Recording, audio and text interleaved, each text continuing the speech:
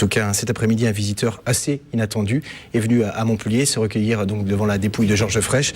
C'est François Hollande, ancien premier secrétaire, qui avait exclu Georges Frêche pour ses propos à propos des Blacks.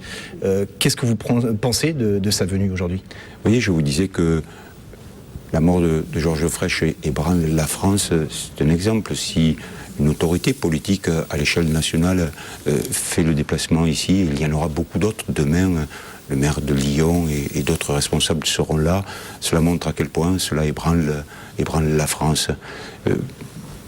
C'est le passé, c'est des mots. Moi, j'ai été solide aux côtés de Georges Frêche.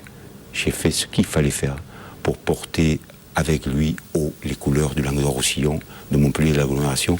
C'est ça dont je suis fier. En tout cas, je vous propose d'écouter donc François Hollande au micro de Jean Brun cet après-midi. Il s'est trouvé que par moments, ça a été dur. Et puis par d'autres moments, ça a été vraiment des joies immenses. Moi, je n'oublie pas ce que Georges Frêche a fait pour cette ville, ce qu'il a fait aussi pour sa région. Et quand on me disait qu'il pouvait parfois transgresser certains principes, je rappelle qu'il a gagné cette région contre une alliance droite-extrême droite. Et que c'est un homme qui, sur les questions de droit de la personne, a toujours été fidèle.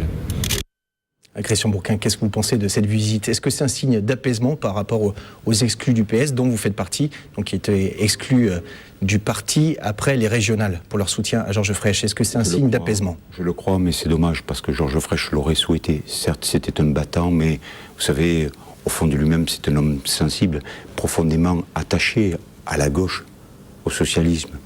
Et je crois pas, c'est pas bien de dire que il a transgressé certaines règles, il a transgressé aucune règle. C'est une forte personnalité, ça c'est évident. Mais vous savez, bâtir avec les équipes ce qu'il a fait pour Montpellier, pour l'agglomération et pour la région, mais vous ne le faites pas dans la mollesse. Vous le faites parce que ce cap que vous décidez, vous le faites dans la force. Et il fallait ce tempérament-là. Et voyez, ce tempérament, il se l'applique à lui-même, puisqu'il a eu déjà des problèmes de santé, il a réchappé à la mort déjà en 2005, et on le sait. Vous voyez ce tempérament fort qui a même obligé son corps à se remettre debout et aller. Un tempérament fort comme ça laisse pas indifférent. Et au-delà de la gauche, il rassemblait, on le sait, de tous les horizons. C'est cela, la force de Georges Frêche. Et c'est cela qu'on continuera. Alors, avant de se quitter, je vous propose d'écouter une dernière déclaration donc, de François Hollande. Écoutez bien, c'est assez rapide. Parce qu'ils ne veulent pas tout mélanger, parce qu'ils veulent... Rester soudés, hein? Oui. Oui. À bientôt. Merci d'être venu, François.